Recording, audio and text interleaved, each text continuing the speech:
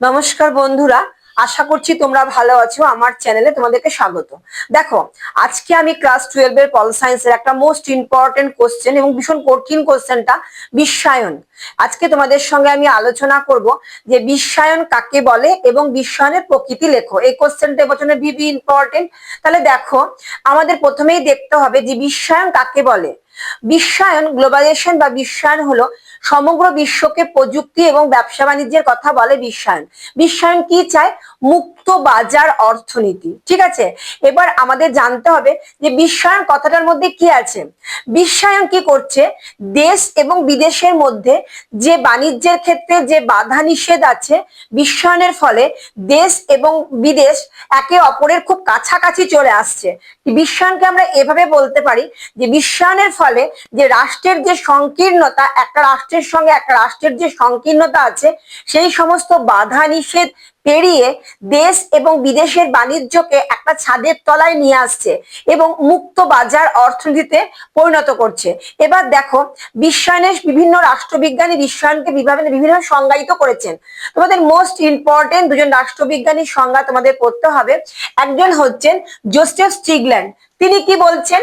যে বিশ্বায়ন হলো বিভিন্ন দেশের এবং জনগণের মধ্যে এমন ঘনিষ্ঠতর সংহতি সাধন, যেহেতু বিশ্বায়ন দেশ এবং বিদেশের মধ্যে কোনো ফারাক রাখছে না, সেহেতু এক দেশের সমস্ত সংস্কৃতি পরিবেশ অন্য দেশে যাচ্ছে এবং বাণিজ্য বাণিজ্য এদেশে আসছে, সেহেতু দুই দেশের জনগণের মধ্যে একটা সংহতি স্থাপন হচ্ছে এবং যোগাযোগ ব্যয় অস্বাভাবিক হ্রাস করছে দ্রব্য সামগ্রী।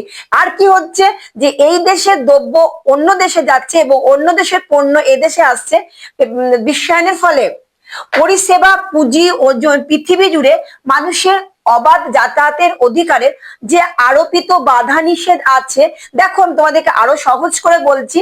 যে মনে করো আমাদের ইন্ডিয়ার ছেলেরা মনে করো আমেরিকাতে কিংবা ইংল্যান্ডে কিংবা রাশিয়া কিংবা জার্মানিতে যাচ্ছে পোস্ট ডক্টরেট করতে, সেখানে কি হচ্ছে? সেখানে কিন্তু তাদের কোনো রকম বাধা নিষেধ যে ইন্ডিয়ার ছেলে বলে এখানে পড়তে পারবে না, এরকম কোনো কিন্তু বাধা নিষেধ নেই। ঠিক আছে, এবার দেখো 2 নম্বর বলছে যে ডেভিড হেল্ট কি বলছে?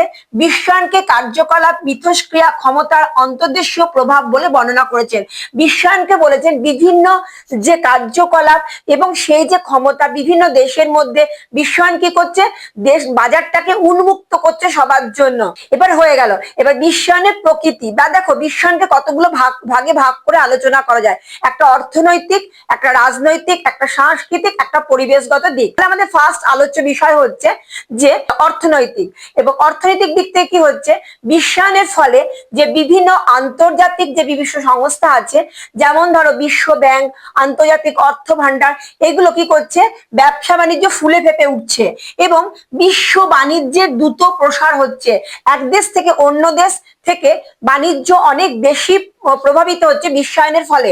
3 নাম্বার দেখো, বহুজাতিক সংস্থা, ইন্টারন্যাশনাল কোম্পানিগুলো কি করছে? যে আসছে এবং তাদের ব্যবসা বাণিজ্য করছে। তার ফলে কি হচ্ছে? আমাদের দেশে প্রচুর ছেলে সেখানে রিক্রুট হচ্ছে এবং সেখানে চাকরি পাচ্ছে। তাহলে এটা বিশ্বায়নের ফলে সম্ভব হচ্ছে। এবং বিভিন্ন দেশের মধ্যে, যেহেতু বিশ্বায়ন দুটো দেশের মধ্যে কোনো ফারাক থাকতে দিচ্ছে না, সেহেতু দুটো দেশের মধ্যে প্রযুক্তিরও আদান প্রদান হচ্ছে। 2 নাম্বার দেখো, রাজনৈতিক দিক কি বলছে?